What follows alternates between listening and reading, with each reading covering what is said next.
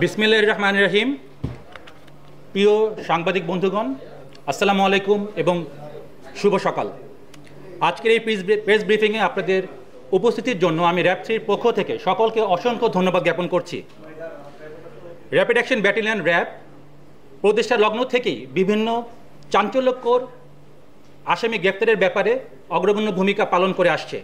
তারই ধারাবাহিকতায় গত 18 সেপ্টেম্বর 2025 তারিখ বিকালে গোয়েন্দা তথ্যের ভিত্তিতে রাজধানীর লালবাগ থানাধীন আজিমপুর এলাকায় অভিযান পরিচালনা করে মোহাম্মদ মুশফিক উদ্দিন পিতা মোহাম্মদ শফিউদ্দিন থানা মোহাম্মদপুর জেলা মাগুরাকে র্যাব 3 কর্তৃক গ্রেফতার করা হয়।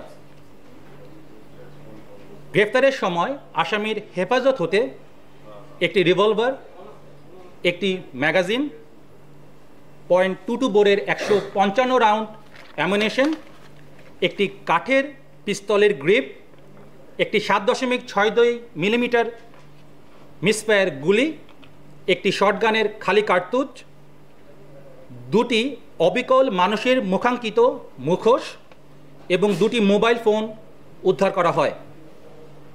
পরবর্তীতে জিজ্ঞাসাবাদকালে জানা যায় যে তার পূর্ণ নাম মুশফিক উদ্দিন টগর এবং তিনি 2002 সালে ব্যাপকভাবে চাঞ্চল্য হওয়া বুয়েট শিক্ষার্থী সাবিকুন নাহার সনি হত্যা মামলার একজন অন্যতম আসামি ছিলেন। প্রাথমিক জিজ্ঞাসাবাদে ধৃত আসামির নিকট থেকে চাঞ্চল্যকর অনেক তথ্য আমরা পাই।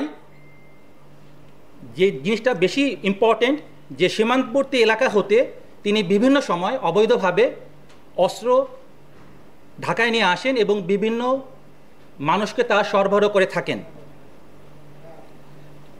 এবং আমরা যেটা আপনাদেরকে বলতে চাই যে তার দেওয়া তথ্য অনুযায়ী আমাদের এই কার্যক্রম চলমান থাকবে এবং আমরা অস্ত্র উদ্ধারে যে কাজগুলো আমরা পূর্বেও করেছিলাম এই ধারাবাহিকতা আমরা বজায় রাখার চেষ্টা করব। ধৃত আসামির বিরুদ্ধে আমরা লালবাগ থানায় একটি অস্ত্র মামলা রুজু করার বিষয়টি বর্তমানে প্রক্রিয়াধীন রয়েছে। সকলকে অসংখ্য ধন্যবাদ।